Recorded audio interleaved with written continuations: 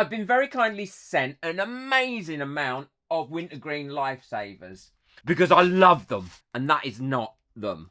That is not the amount. So I've got to put some in resin and see what happens. But I'm not doing this just one way. One is going in with the wrapper on, so they might float. But I'm going to show you a way of stopping them floating, even though they've got air inside. And it's a great new technique. And the other one is going in without any wrappers on.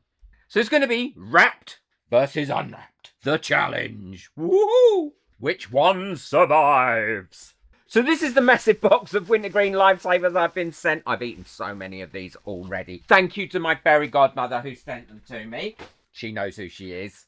And obviously, with the wrappers on, they look as if they've got air in, and they will have air in. I don't believe these are going to be heavy enough to weigh themselves down. So I have got a little trick to show you. These ones should just sit in the resin, no problem. I believe they're heavy enough once they've got the wrappers off. I've got my resin warming up at the moment in my resin warmer. And I've got that set for, well, it's on for 63 minutes. But that's only because I'll use it throughout the day. And this is by Resiners. It's cheaper than a bottle warmer if you wanted to buy a bottle warmer. And this works brilliantly. So that, my resin's all getting heated up. And the resin I'm going to be using for this today is the J. Diction High Gloss resin. It is a ridiculous price. It's so reasonably priced for such a great resin that I don't mind using it for an experiment like this. I'm using my capybara mould. I love this mould. It gives some great effects. I want to make sure that I've got enough of these. Oh yeah, I have got enough unwrapped. Plenty. And I've got enough of these out. I think that the ones with the paper on are going to give a nice finish to it. I'm also going to do another little test with them as well. So you'll have to wait to see what that is. I really love these sweets, so it feels slightly wrong to put them in resin. But it feels like exactly the sort of thing that could do something strange in the resin. The wrap ones might stay really nicely preserved, but it could trap bubbles, wrinkle up, or float to the top and cause problems. The unwrapped ones should look cleaner, but the resin will be touching them directly, so they'll be touching the candy directly, and it might damage them. So this is not really a tutorial, it's a proper side-by-side test and experiment. To keep this fair, I'm using the same mould, the same resin, and the same cure time for both. These two I'm doing clear. These two I've got something I want to add in them and see if that enhances them at all. So now let's get my resin mixed up. So safety first, gloves on, mask on. And now I'm ready to mix my resin up. So I've got my resin mixed up, and what I'm going to do is put a little bit of my resin in there first to ensure that it's going to have a coating on it. Now I'm just taking a stick here and popping that around and getting any bubbles out of the ears. And I'm going to use one of these little silicone tools to get the bubbles out of the ears. And these work brilliantly for removing bubbles. They're just the right shape and they're just the right size. And these come in my new kit. It's not available yet, but it will be available in mid-July. So now I've got those all in there. I'm going to pop in with a lighter and burst any bubbles off that have come up to the top of that already. And now I can start putting my sweets in, or my candy. And as I build it up, I can then pour a little bit more resin in. Now it is going to trap some bubbles because these got holes in. And I'm working on my little mat because I'm going to pop this directly into my G3 curing machine because I want this to cure up fairly quickly today. So that's the one with the wrapping, and this is the one with the wrapping. But this is definitely going to trap more bubbles in it. And I am worried that these are going to float to the top. And a bit of a push to try and get rid of some of that trapped air. They're put in there quite firmly actually, so they're probably not going to rise, but we will see. And then for these other ones, what I'm going to do is add a little bit of green laser glitter into here. So it's an ultra fine glitter, so it shouldn't sink down too much. And as these are wintergreen, I just thought green glitter would look pretty. And we can see if that works any different and if that reacts to the... I'm not putting a lot in.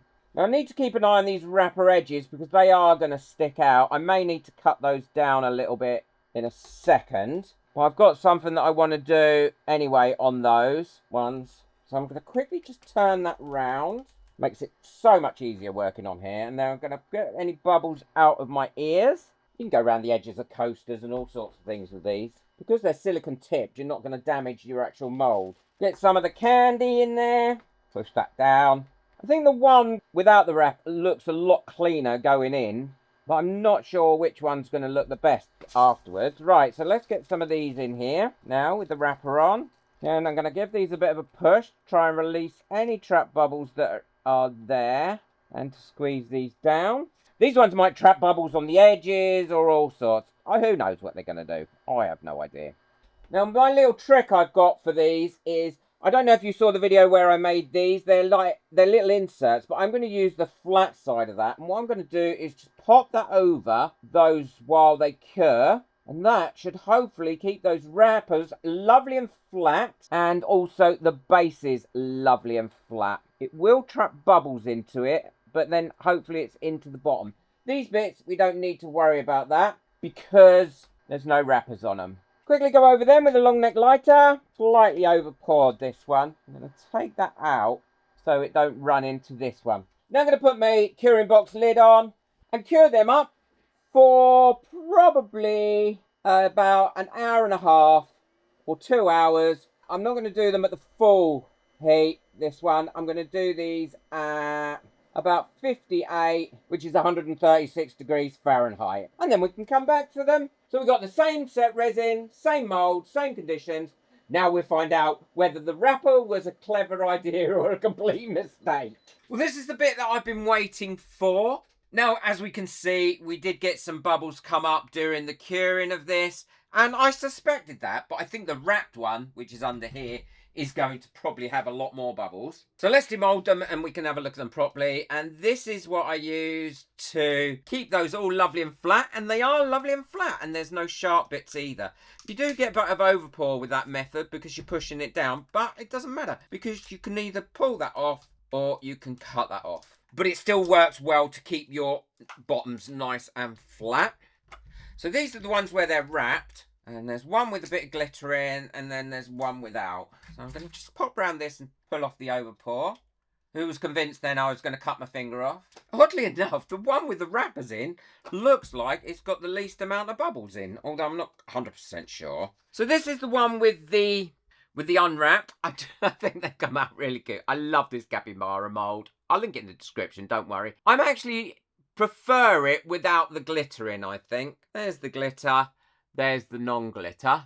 And you've got quite a few trap bubbles around here, which I thought would happen. But actually, the one with the wrapped in the paper, again, it's got belly button, look. Again, I prefer the non-glitter one to the glitter one. That has come out so smart and has got far fewer bubbles in it than the one that's unwrapped. And I think that's possibly because the sealed wrappered ones keeps them quite nice and tight, and the actual candy itself releases bubbles over time. So that's exactly the risk. Without the wrapping paper, the resin has touched the sweet directly and the bubbles have appeared. But I still like it. I still think it looks good. I much prefer those than the ones with the glitter in. So wrapped versus unwrapped, I like them both. If I had to go for one as my favourite, it would definitely be the wrapped one. I think it looks really cute. Let's see what it looks like as a light. Not that I intended to have them as lights. I know my camera doesn't really do well with lights, I don't think. To me, that has come out amazing with the lights. I love the wrapper on it. From here, it looks amazing. The same with that one. Actually, the glitter one with the light on looks much better. Yeah. As a light, it looks much better. I'd love to know which one you think has come out the best. The wrappered or the unwrappered, and the glitter or the one without the glitter. That is my champion without a shadow of a doubt.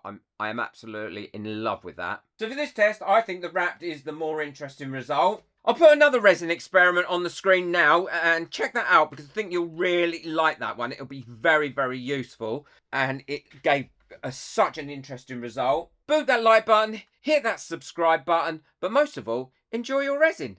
Take care. Bye.